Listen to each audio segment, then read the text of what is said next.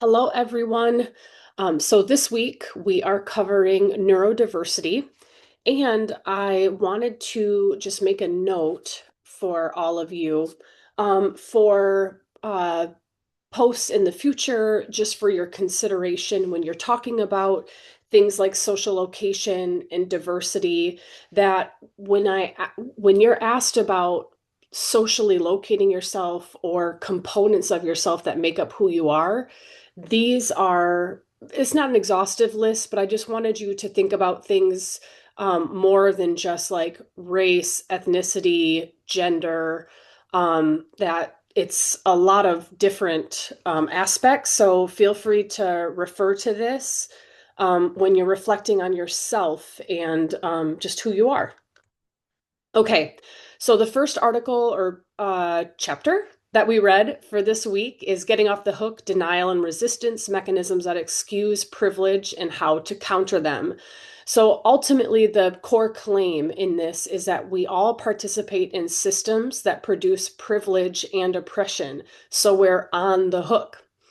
And the aim of this is to name common off the hook tactics and pair each with a counter move. So, ways in which we try to get out of being part of the system or perpetuating the system. So, in this chapter, they use a systems lens and connect these micro defenses to macro paths of least resistance. So, why do we try to get off the hook? People defend against moral injury by distancing from injustice. They feel uncomfortable, they feel defensive, they fear being blamed. And these paths of resistance enable avoidance. So systems normalize silence and conformity, and avoidance feels reasonable. And awareness of this does not equal exemption. Your participation in this is continuous, and we're implicated through participation regardless of our intent. So our awareness should trigger action. So, first tactic, denial, deny and minimize. There's a flat denial, like racism doesn't exist, sexism doesn't exist anymore. There's minimization, it's not that bad. You're just whining, or they're just whining. And then recognizing that privilege is invisible from a dominant vantage point. A part of privilege is being, what's the word I'm looking for? Um, Having no awareness. It'll come to me later. But some examples, like that you could hear is young people fixed this. There is no privilege. Affirmative action reversed inequality. The minimization reframes structural harm as trivial or reducing perceived obligation. And then dominant groups are worst positioned to rate others' harm, yet often impose their view. So they can't see it. Ignorance is the word I was looking for. Like privilege allows you to be ignorant to injustices, it allows them to not be seen, oblivious.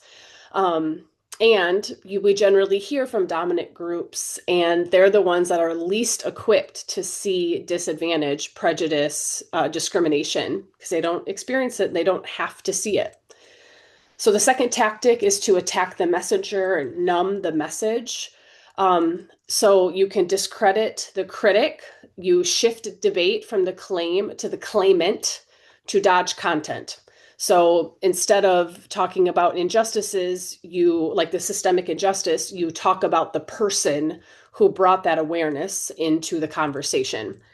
Emotional numbing, if you feel nothing, there's no issue. So if we don't register a moral stake, we don't have to act on it. And then learned helplessness preserves the status quo without explicit denial. So there's nothing I can do. Tactic three, blame the victim. Can locate fault in the harmed party. So examples here, sexism, she asked for it. Racism, work harder. The LGBTQ plus community, it's your lifestyle. So you're blaming the harmed party. Stereotypes convert systemic barriers into personal failings. So a stereotype consistent reframe, X group is always this way. I'm not surprised that this person experienced it. They're a part of X group. Individualism hides structure, so individualist explanations erase policy, design, and culture that shapes outcomes. Fourth tactic, call it something else. Euphemism reframes oppression as difference, so segregation becomes neighborhood choice. Poverty becomes less fortunate. Gendered glosses, battle of the sexes, bad sex. Harassment becomes a misunderstanding. Assault becomes boys being boys. Then there's an interdependence across gender that fuels normalization. Because gender relations are intimate, ideology works overtime to mask power. Tactic 5, it's better this way. It's a claim for a universal preference for the status quo. So women prefer dominant men. People prefer, quote, their own kind. There's a biology or God that naturalizes the hierarchy. So naturalization deflects scrutiny of design, that these systems of inequality and inequity are created. Ideology resists contradictory evidence. Evidence on integration preferences is ignored when ideology protects advantage. Sixth tactic, I didn't mean it. So confusing intent with consequences. Good intentions can still produce harmful effects, and impact is what lands. Meaning is social, not private. Culture gives acts their meaning. You don't own the interpretation alone. Rituals and jokes reproduce hierarchy. Door opening ceremony or just a joke or stereotyped images still reinforce rank.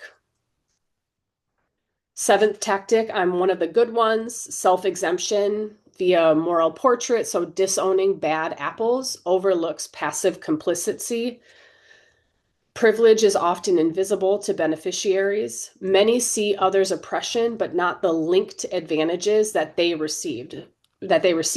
Silence and consent sustain systems. Doing nothing reads as consent. Neutrality is a myth in patterned systems. So eighth tactic, not my job. You compartmentalize into diversity silos. So titles and offices absorb visibility while budgets and decisions rights lag. Symbolic roles without authority and resources. Leaders cite commitment. Structures remain unchanged. Core practices go unexamined. Disciplines and the line functions deflect responsibility to the diversity people. Tactic 9, sick and tired. Annoyance is framed as saturation, so there's minimal exposure, can feel excessive when comfort is threatened. So it's like, when we see TV shows where there's visibility, it's like, they're pushing it down my throat. Conflates general strain with targeted oppression. Many are tired. Only some are exhausted by category-based harms embedded in daily life. That protects the luxury of obliviousness. The complaint recenters dominant groups as victims and shuts down inquiry. So getting on the hook. Being on the hook means you're committed, obligated, and involved. It's a responsibility, not blame. An adult stance is agency and solidarity, so you can use your positional power proportionately and in concert with others. So you can move from illusion to accountability, name consequences, and pair awareness with repair and design. So some individual counter practice. Name the tactic when you see it. So for example, labeling that's minimization interrupts the move. Center impact over intent. This repairs harms. Ask who was affected and how. Apologize and change your behavior.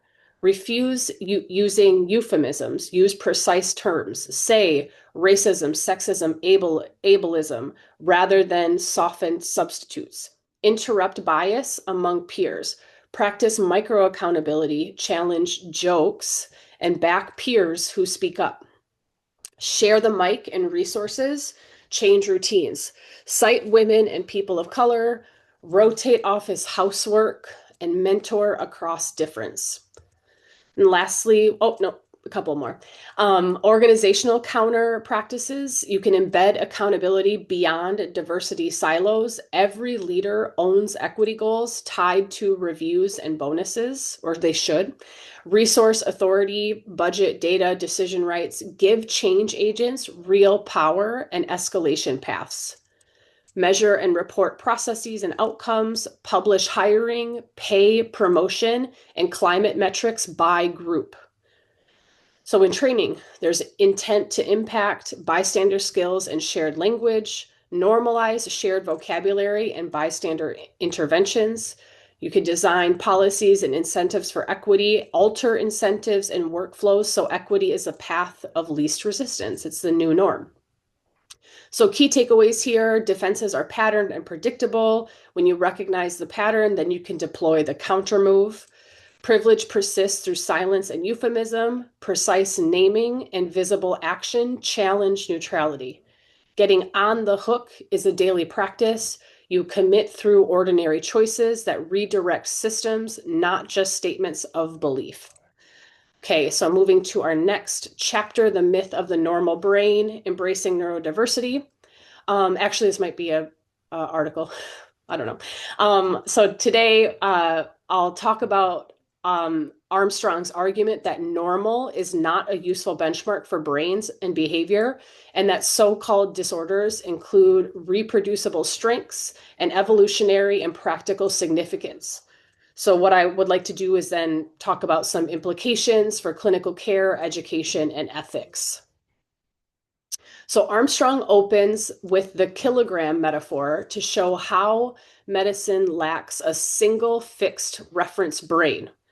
That absence makes categorical judgments about normal and abnormal inherently uncertain, especially for neurodevelopmental and psychiatric conditions where traits lie on a continuum.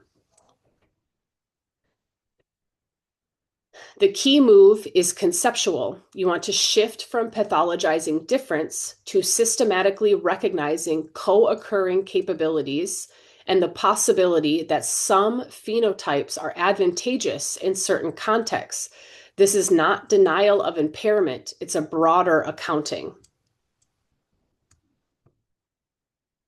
Empirical work documents enhanced attention to detail and synthesizing in autism, with nonverbal abilities sometimes outpacing verbal IQ.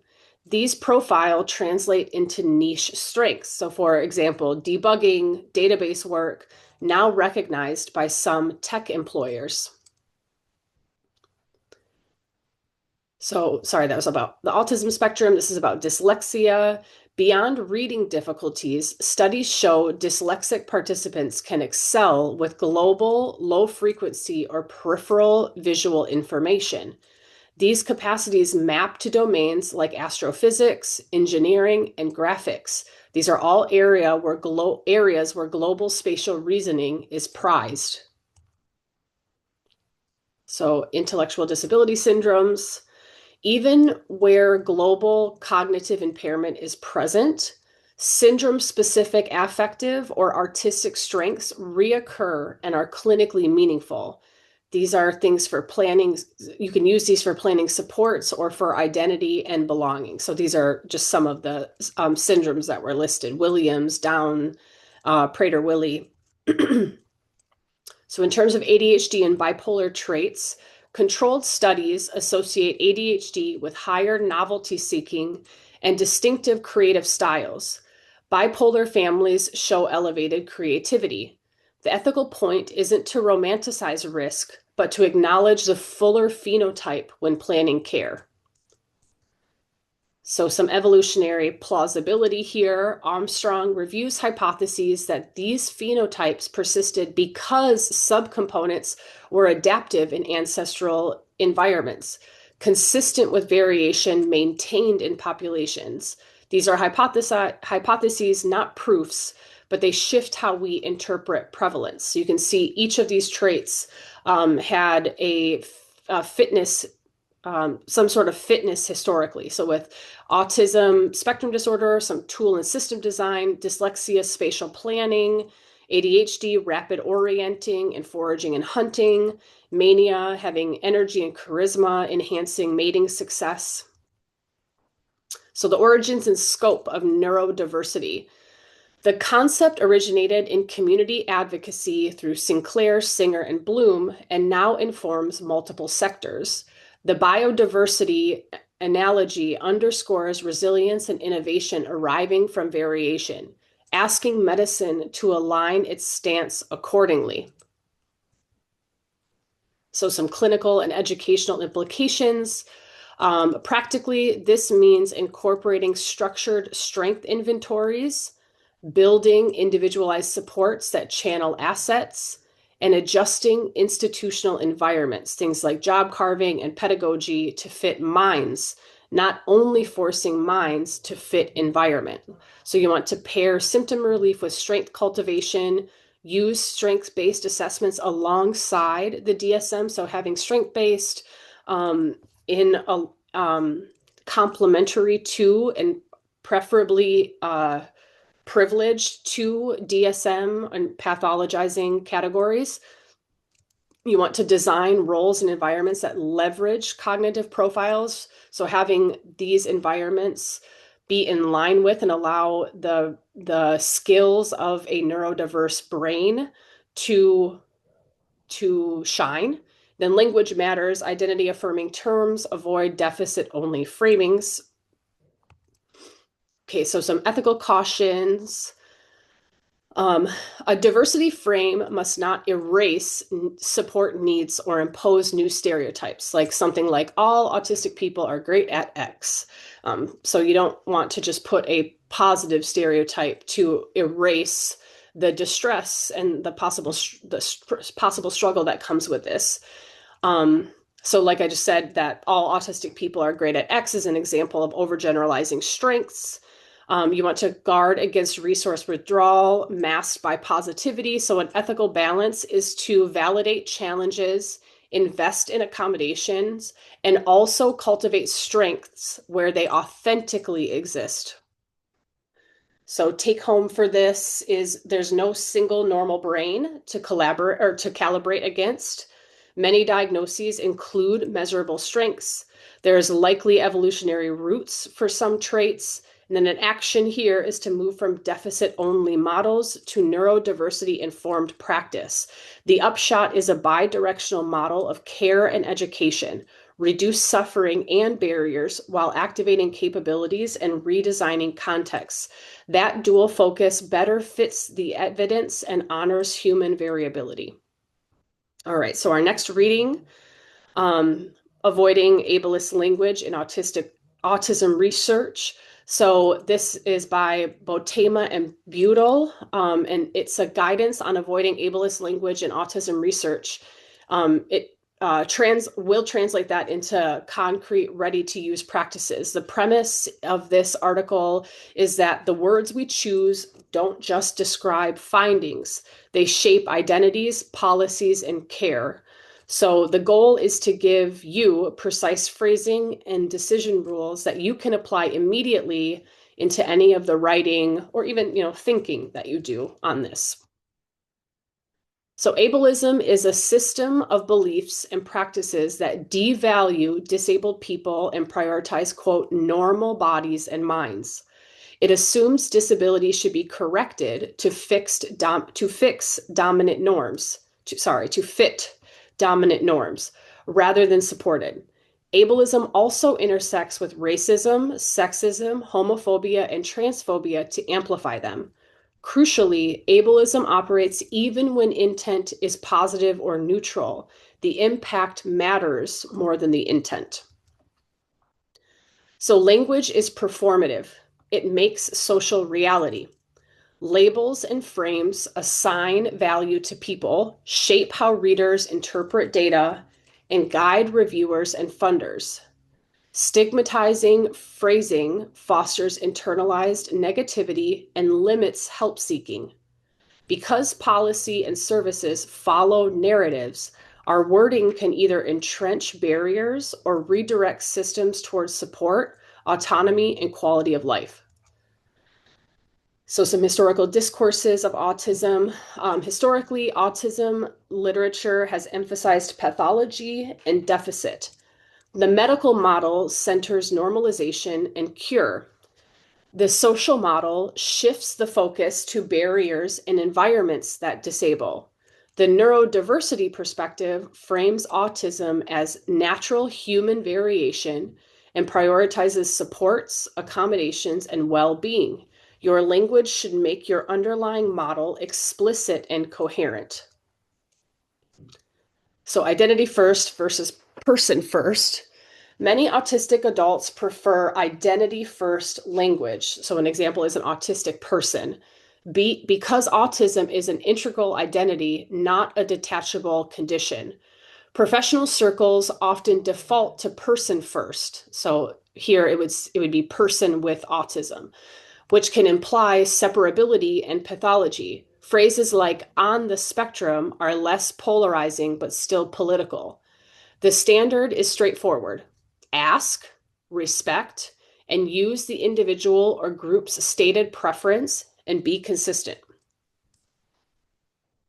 So the problem with functioning labels. Global labels like high functioning and low functioning conceal the spiky nature of autistic profiles across domains. Adaptive functioning is not the same as IQ, and support needs vary by context and task. These labels can gatekeep services and underestimate strengths.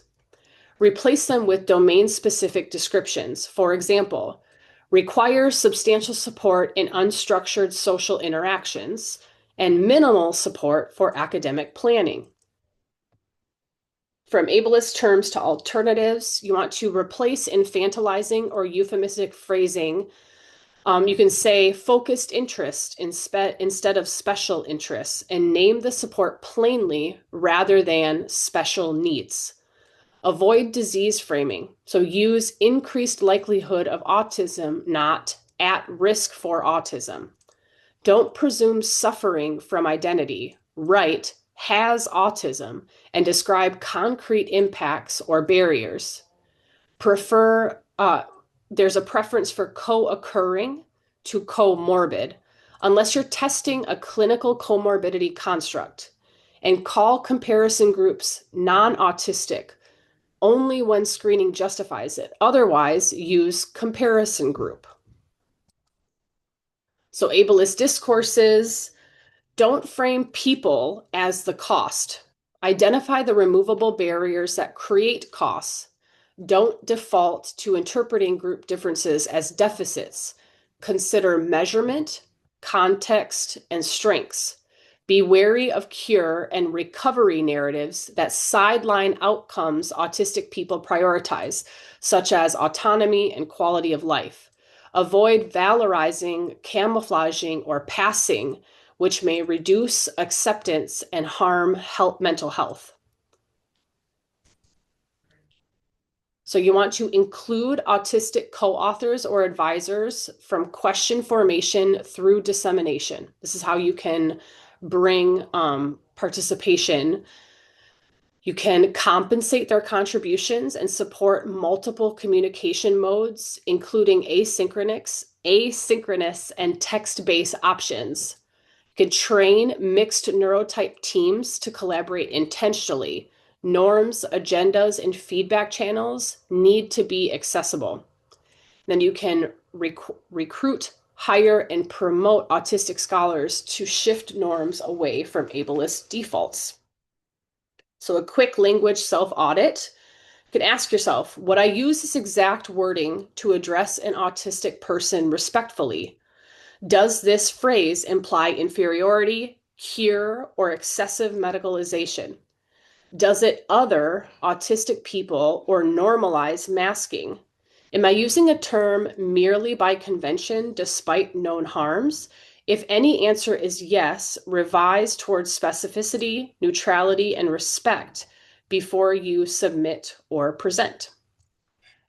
So some takeaways here. Adopt identity affirming, precise terminology aligned with your participants, clients, people's preferences. Describe supports and contexts explicitly. Avoid global labels and that hide variability.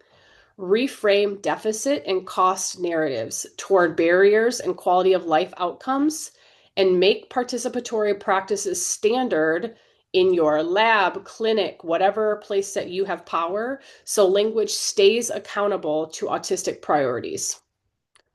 All right, our next reading, Neurodivergent Identity Formation, What MFTs Need to Know. So Willard argues that marriage and family therapists are uniquely positioned to support neurodivergent identity formation by rejecting ableist assumptions, adopting client-preferred language, and designing therapy contexts around clients' brains and bodies rather than forcing normalization. Drawing on disability identity research, this article outlines practical, trauma-informed moves, validating non-eye contact presence, honoring multimodal communication, allowing stimming, and collaborating with sensory accommodations to foster authentic identity and healthier relational systems. So why does this matter? Identity formation unfolds across the lifespan and is co-constructed in families and partnerships. Neurodivergent clients often meet invalidation and rejection. Because we work at the person in relationship level, MFTs can hold respectful space for identity work and help systems such as families and partners adapt their expectations and interactions. Neurodiversity means there is no single normal brain type. Variation in wiring is a natural part of personhood. Our clinical stance should follow this. We accommodate difference rather than pathologize it. Ask yourself, what supports help this client thrive in their real contexts? Language is central to identity. Many people prefer identity first terms like autistic, while others prefer person first. So there's a replication or a repetition from our last article. This is more framed toward clinical work. There isn't one correct choice. You want to mirror the client's terms. So I'll just highlight and emphasize. Avoid ableist language and high, low functioning labels. You want to use bias-free language guidance and above all, defer to self-advocates' preferences. Neurodivergent people are not a monolith. Identity must be self-ascribed and self-paced. Ethically, we support autonomy and avoid stereotyping.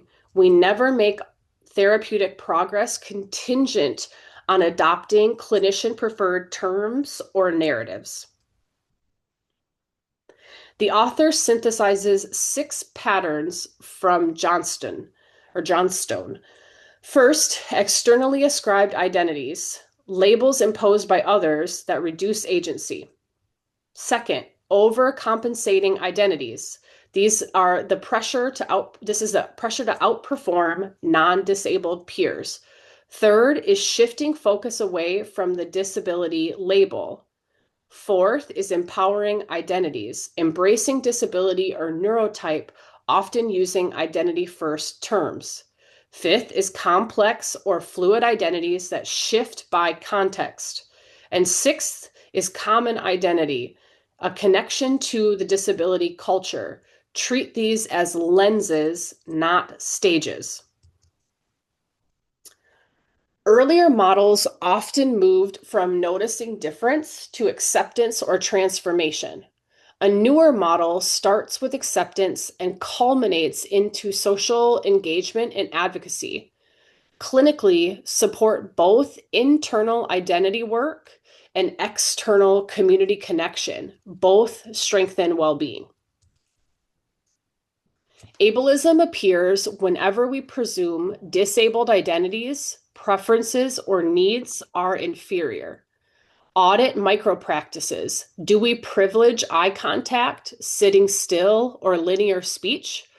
Our job is to shape therapy to clients, not to force clients to fit therapy. So practice number 1, eye contact does not equal empathy. Don't require eye contact. For many autistic and ADHD clients, it's exhausting or dysregulating. Offer other presence cues. Orient bodies comfortably, regulate distance, and normalize self-directed gaze while remaining present. Practice tip 2, multiple communication modes. Treat texting, email, and AAC as equally valid to speech. Match modality to the task. Some topics work better in writing for regulation and clarity. Our aim as therapists is effective repair and co-regulation, not performing a neurotypical ideal. Practice tip 3, trauma-informed neurodiversity. Expect therapy-related trauma. Some clients report harm from compliance-focused intervention and reject certain autism symbols. Be symbol aware. Puzzle pieces and lighted up blue can be triggering. Many prefer the infinity symbol. Invite clients' meanings and preferences rather than imposing your own. Practice tip number 4, flexible sensory supports. You want to co-create sensory accommodations, things like dim lights, reduce noise, or allow movement. Normalize stimming when it helps regulation. Do not require masking. Prioritize regulation, exploration, and problem solving that follow regulation. So a vignette here for you, a new ADHD diagnosis in a couple. In a couple where one partner has a new ADHD diagnosis, normalize identity exploration for both partners. Negotiate preferred terms. Mirror the client's language and invite the partner to do the same. Plan concrete supports. Externalize routines, shifting hard conversations to writing when needed, and adding sensory cues. You can track their outcomes together. So in terms of supervision and training, programs should teach neurodiversity concepts, disability identity models, and anti-ableist micro skills explicitly. In supervision, when you guys get there, watch for subtle ableism, mandating eye contact, privileging speech, discouraging stims, and then you want to coach alternatives. So the hope is that your supervisor doesn't engage in this. If they do, call it out. Partner with self-advocacy communities to keep practice client-led. And then finally, for this week, some key takeaways. There are 3 of them. First, identity is client-led. Mirror client language and pace. Second, design therapy around clients' brains and bodies. Third, end ableism through concrete micro practices like validating non-eye contact presence, multimodal communication, trauma-informed awareness, and flexible sensory supports.